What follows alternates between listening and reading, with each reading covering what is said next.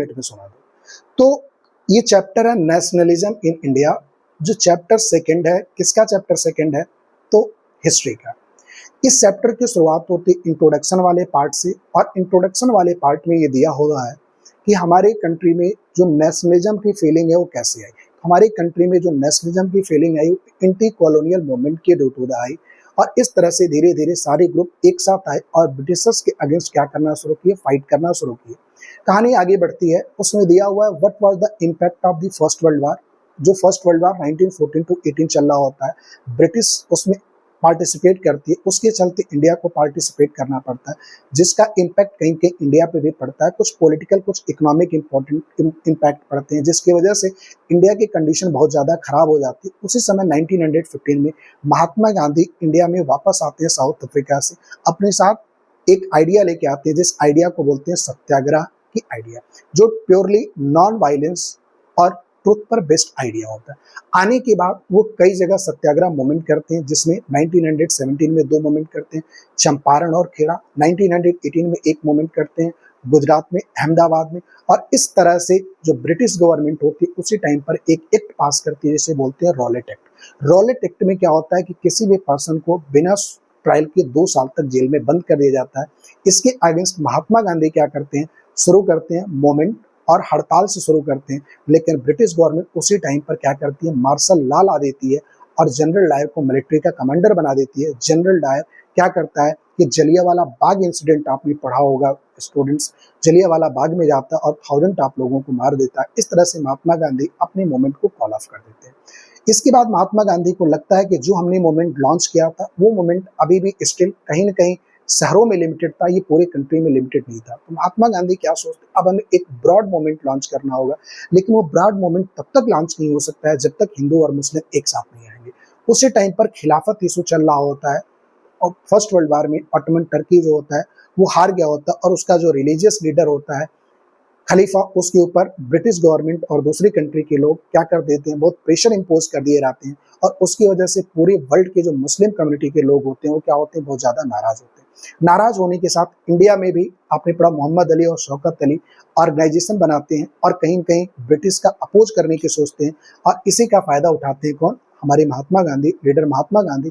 और इस तरह से फाइनली डिसाइड करते हैं हिंदू, मुस्लिम और कांग्रेस के लीडर कि हमें एक ब्रॉड मूवमेंट लॉन्च करना है, और शुरू करते हैं non cooperation movement. Non cooperation movement में जनरली होता क्या है कि नॉन कोऑपरेशन मूवमेंट में पहले महात्मा गांधी बताते हैं कि वाई नॉन कोऑपरेशन मूवमेंट। तो महात्मा गांधी ने एक बुक लिखा हुआ, उस बुक का नाम है हिंद स्वराज, जो 1909 में पब्लिश हुई थी। उस बुक में महात्मा गांधी बताते हैं कि अगर ब्रिटिश गवर्नमेंट हमारे इंडिया में स्टेब्लिश हो पाई, अगर रूल कर पाई, तो because of the cooperation of Indians. अगर हम इंडियंस उनके साथ कोऑपरेट करना बंद कर दें तो विद इन अ ईयर, 1 साल के अंदर कहीं न कहीं ब्रिटिश गवर्नमेंट को इंडिया छोड़कर जाना पड़ेगा। और इस तरह से लॉन्च करते हैं नॉन कोऑपरेशन मूवमेंट। इसके बाद क्या होता है, different stands in non cooperation. कौन कौन से ग्रुप पार्टिसिपेट करते हैं, तो पहला दिया मूवमेंट इन टाउन।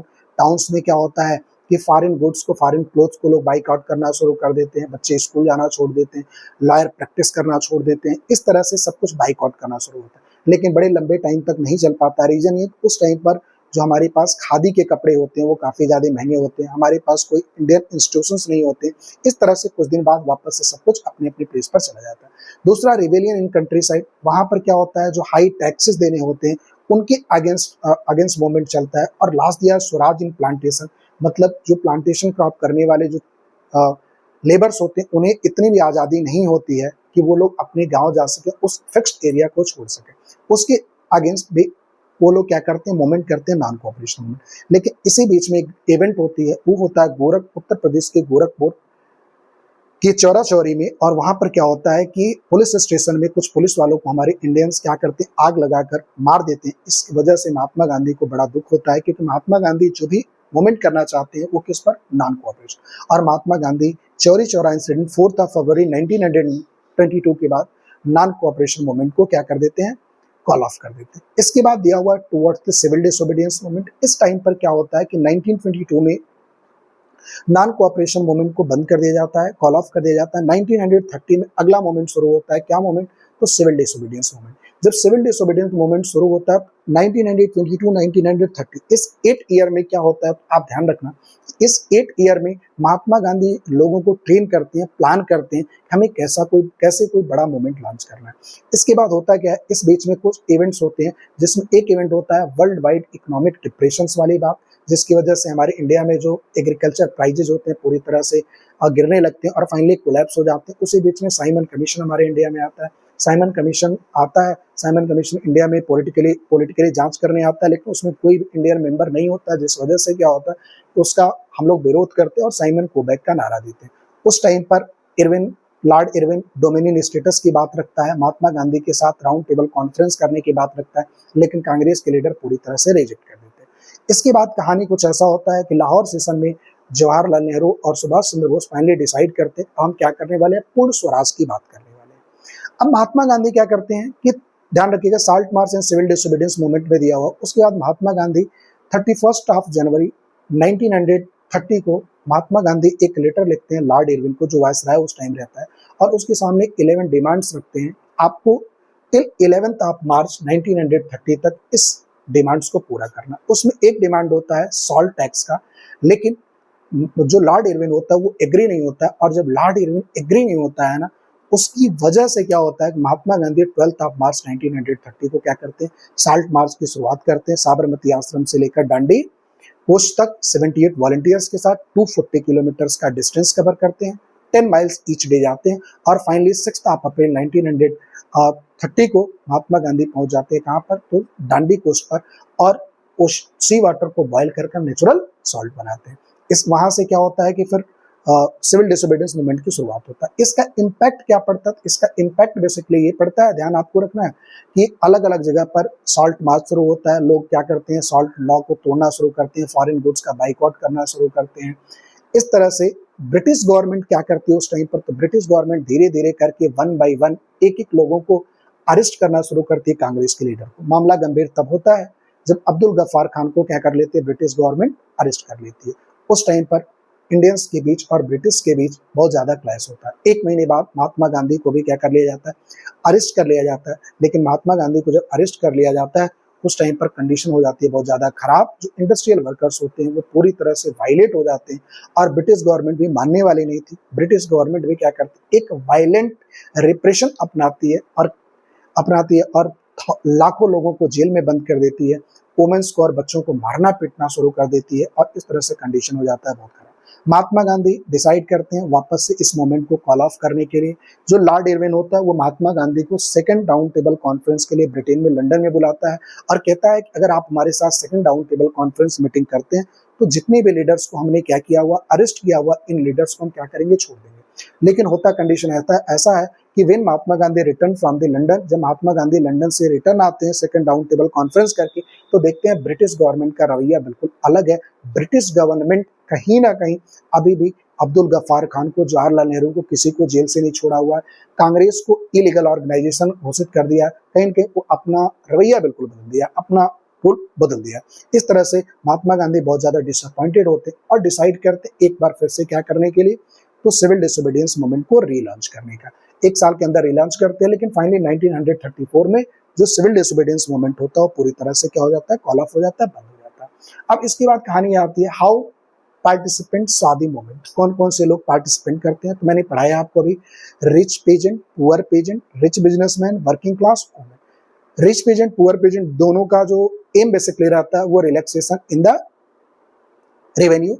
जो बिजनेस क्लास रहता है उसका ये मतलब रहता है कि हमें क्या मिल जाए, जो रिस्ट्रिक्शंस हैं ब्रिटिशर्स के हमारे बिजनेस पे वो खत्म हो जाए। पुअर जो वर्किंग क्लास रहता है उनका क्या एम रहता है, हमारे जो वर्किंग कंडीशन है वो अच्छे हो जाएं, और दूसरी चीजें जो लो वेजेस हैं वो सही हो जाए, ठीक है। हालांकि सारे वर्किंग क्लास के लोग इस मूवमेंट में पार्टिसिपेट नहीं करते। वुमेन एक्टिवली पार्टिसिपेट करती हैं। बहुत सारी ऐसी वुमेन होती हैं जो क्या करती हैं कि जब महात्मा गांधी साल्ट मार्च पे जा रहे होते हैं तो उस टाइम उसको ज्वाइन करती हैं, अपने सेक्रेट ड्यूटी मतलब अपना एक कहते हैं पवित्र धर्म भी समझती हैं क्या करना, मूवमेंट को ज्वाइन करना। लेकिन महात्मा गांधी और कांग्रेस के लीडर्स उन्हें बहुत ज्यादा कह सकते हैं उनके बारे में नहीं सोचते हैं, ये हम बोल सकते हैं। उनको मानते हैं कि वो एक गुड मदर हो सकती है, गुड वाइफ हो सकती है, और कांग्रेस भी बड़े लंबे टाइम तक उनको कोई भी हाई पोजीशन नहीं देता। अब कहानी शुरू होता है सेंस ऑफ कलेक्टिव आइडेंटिटी। होता क्या उस टाइम पर कि बेसिकली मोमेंट के बाद सेंस ऑफ कलेक्टिव आइडेंटिटी में ये दिया हुआ है कि लोगों को एक साथ जुट करने के लिए क्या क्या किया जाता है। उसमें आप ध्यान रखिएगा, भारत माता का पोर्ट्रेट बनाया जाता है, जिसमें हमने आपको पढ़ाया है कि कब कब कैसे कैसे बनाया जाता है। फॉकलॉर्स फिक्शंस लेके जाते हैं, फॉकलॉर्स जो बार्ड होते हैं, मतलब कुछ ऐसे लोग होते हैं जो कहानियां या पोएम के माध्यम से एक जगह से दूसरी जगह घूमते हैं और सुनाते हैं। सब कुछ क्यों कर रहे होते हैं? लोगों को एकजुट लाने के लिए। इसके बाद जो तिरंगा है, जो हमारा नेशनल फ्लैग है, उसमें आपने देखा स्वदेशी मूवमेंट में कैसा तिरंगा बनाया गया, क्या था कंडीशन। महात्मा गांधी ने जो तिरंगा बनाया उसका क्या कंडीशन था, ये आपने पढ़ा। और लास्ट में पढ़ा री इंटरप्रिटेशन ऑफ हिस्ट्री। री इंटरप्रिटेशन ऑफ हिस्ट्री का मतलब हुआ कि जो हमारी ग्लोरियस हिस्ट्री थी, हमारी पास्ट में जो ग्लोरियस हिस्ट्री थी ना, उसे ब्रिटिशर्स या आउटसाइड फोर्स ने कैसे डिस्ट्रक्ट कर दिया था, कैसे उन्हें खत्म कर दिया था, उस हिस्ट्री को वापस से क्या करना, वो दोबारा बताना, री इंटरप्रिटेशन करना, ये काम शुरू किया गया था। ये सारे काम क्यों चल रहे थे? तो basically to create a sense of collective identity, एक साथ लोगों को लाने के लिए। इसके बाद कहानी क्या शुरू होता है? लास्ट में दिया हुआ कंक्लूजन। कंक्लूजन में क्या दिया हुआ है कि नो डाउट लगभग सारे सोसाइटी के सारे ग्रुप इस मोमेंट में, जो भी मोमेंट महात्मा गांधी ने लॉन्च किया कांग्रेस के साथ, उनमें पार्टिसिपेट किया। लेकिन सबका जो मतलब था आने का, जो सबका स्वराज का मीनिंग था ना, वो डिफरेंट था, सबका पर्पस डिफरेंट था। बट नो डाउट सबकी जो लड़ाई थी ना, वो किसके अगेंस्ट थी? आपको जानना होगा, सबकी लड़ाई ब्रिटिशर्स के अगेंस्ट थी। लेकिन कहीं ना कहीं अंदर इंटरनल कॉन्फ्लिक्ट चल रहे थे, जो आपने limitations of civil disobedience movement और limitations of non cooperation movement में पढ़ा होगा। इसके बाद लास्ट में आपका दिया हुआ है कि क्विट इंडिया मूवमेंट 1942 में क्विट इंडिया मूवमेंट लॉन्च होता है और महात्मा गांधी और अदर इंपॉर्टेंट लीडर अब ब्रिटिशर्स के सामने सिर्फ एक डिमांड रखते हैं, क्विट इंडिया मूवमेंट, मतलब भारत छोड़ो आंदोलन। अब कुछ भी हमें नहीं चाहिए, आप इंडिया हमारा छोड़ के चले जाओ। और इस तरह से कुछ एक्टिव पार्टिसिपेंट भी उसमें होते हैं, जयप्रकाश नारायण, राम मनोहर लोहिया। और इस तरह से फाइनली 15 अगस्त 1947 को हमारी कंट्री क्या हो जाती है, ब्रिटिशर से फ्री हो जाती है। ये रही पूरी आपकी चैप्टर की कहानी। Thank you so much.